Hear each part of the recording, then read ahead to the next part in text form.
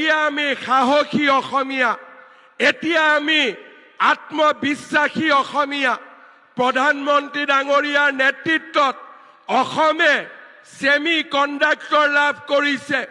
অসমে বাঁহৰ পৰা তেল উৎপাদন কৰিবলৈ শিকিছে আৰু অসমীয়াই আটাইতকৈ ভাৰতৰ ডাঙৰ সাৰ কাৰখানা অসমত প্ৰতিষ্ঠা কৰিবলৈ সাহস কৰিছে।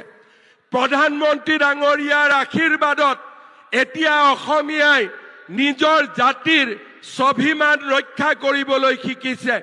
চৰাইদেউক বিশ্ব ঐতিহ্যৰ স্বীকৃতি, অসমীয়া ভাষাক ধ্ৰুপদী ভাষাৰ মৰ্যাদা, লাচিত বৰফুকনৰ সুবিশাল প্ৰতিমূৰ্তি, আজি আমি এটা অটল, অবিচল আৰু আত্মবিশ্বাসী জাতিত পৰিণত হৈছো। এতিয়া অসমীয়াক কোনেও ৰঙা চকু দেখুৱাব নোৱাৰে।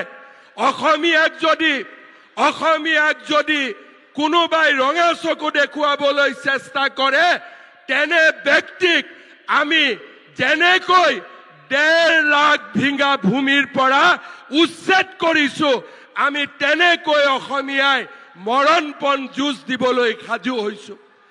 আজি অসমত পৰিৱৰ্তন হৈছে।